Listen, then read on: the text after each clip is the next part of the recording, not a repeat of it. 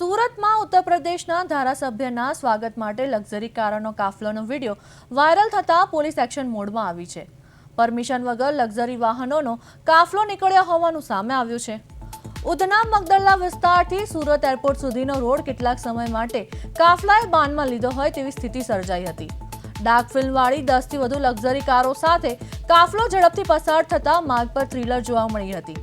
કાફલા દરમિયાન ભોજપુરી ગીતો વાગતા વાતાવરણમાં વધુ ચર્ચાસ્પદ બન્યું હતું અને 2 દિવસ અગાઉ ઉત્તર પ્રદેશના ધારાસભ્ય સુરત આવ્યા હતા અને ત્યારબાદ સર્કિટ હાઉસ સુધી આ કાફલો પહોંચ્યો હતો। સમગ્ર ઘટનાનો વિડીયો સોશિયલ મીડિયામાં વાયરલ થતા ડુમ્મસ પોલીસ દ્વારા તપાસ શરૂ કરવામાં આવી છે અને વાયરલ વિડીયોના આધારે તમામ કાર ચાલકોની ઓળખ કરવાની કાર્યવાહી હાથ ધરાઈ છે।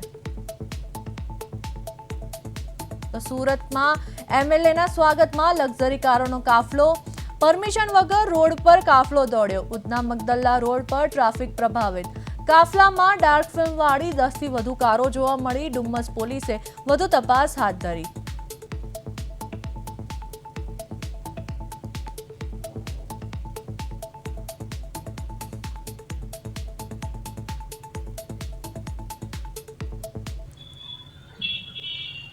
તો આ સાથે અમારા સંવાદદાતા અરવિંદ રાઠોડ લાઈવ જોડાયા છે। જી અરવિંદ, સુરતમાં ઉત્તર પ્રદેશના ધારાસભ્ય આવ્યા હતા અને 10 કારોનો કાફલો આવ્યો હતો, તો શું છે આ મામલે સમગ્ર વિગત? યશવી, બિલકુલ 2 દિવસ પહેલા જે રીતે યુપીના ધારાસભ્ય સુરતમાં આવ્યા હતા, પરંતુ તેમના જે સમર્થકો છે તે ક્યાંક અતિ ઉત્સાહમાં એટલે કે ભારે ઉત્સાહમાં જોવા મળ્યા હતા અને જે રીતે કાયદો અને પરમિશન વગર જે રીતના લક્ઝરિયસ કારનો જે રીતે કાફલો અને લોકોને જે ખાસ કરીને ટ્રાફિકની સમસ્યા ઊભી થાય અને જે રીતે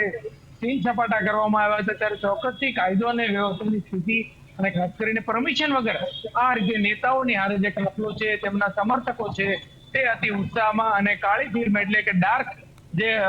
કાર જે હોય છે અને તે લઈને સીન સપાટા કર્યા હતા અને જે પ્રકારના બાનમાં એટલે કે જે રીતે એરપોર્ટ સહિતથી માંડીને ઉધના મગદલ્લા થઈ અને જે રીતે સુરત શહેરના જે સર્કિટ હાઉસ ખાતે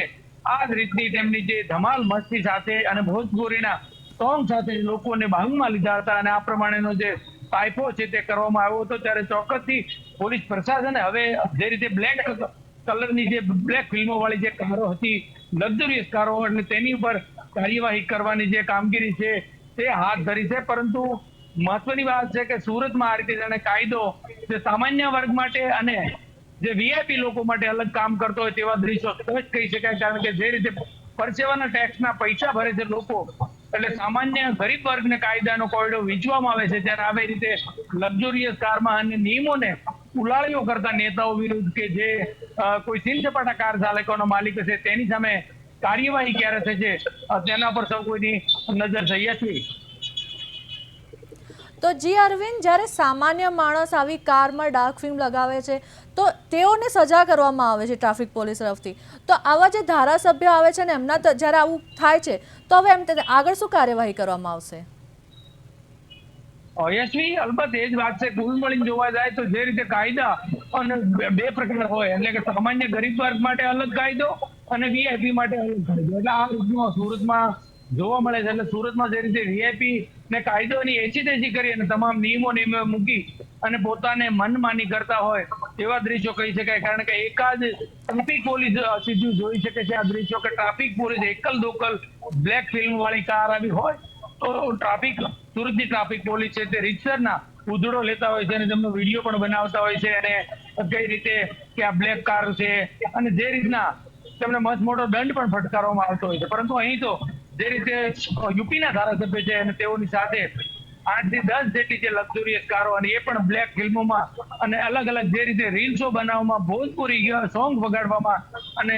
રીતસરની લોકોને એટલે ખાસ કરીને ટ્રાફિકની સમસ્યા થાય લોકોને બાંધવામાં લીધા હોય તેવા દ્રશ્યો હતા। એટલે અતિ ઉત્સાહમાં અને ખાસ કરીને વીઆઈપી કે રાજનેતાઓ જે કાયદાને ગણકારતા નથી પોતાના ખીચામાં લઈને ફરતા હોય ત્યારે ચોક્કસ સ્વાભાવિક છે ટ્રાફિક પોલીસ હવે તેમની છબી સુધારવા માટે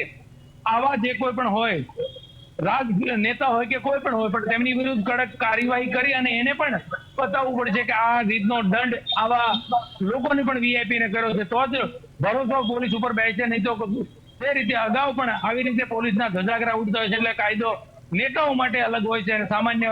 ગરીબ જનતા માટે અલગ. એટલે આ બેવડી જે નીતિ છે તેની સામે ચોક્કસ આ જે રીત પ્રકારનો વિડીયો વાયરલ થયો છે તેમાં લોકોમાં રોષ ભભૂકી ઉઠ્યો છે. એટલે ટ્રાફિક પોલીસ સામે પણ પ્રશ્નાર્થ ઉભા થયા છે કે પોલીસ હવે કડકાઈથી આ તમામ જે ગાડીઓ છે, તમામ જે રીલ્સ બનાવી છે, એ તમામ કારોને છે કે તેમની બ્લેક ફિલ્મો હટાવવામાં આવે ને સાથોસાથ તેને જે કોઈ કાયદા મુજબ દંડ થતો હોય એટલે દંડ પણ ફટકારવામાં આવે તેવી લોકો એના છે તે માંગ કરી છે. જી યસ.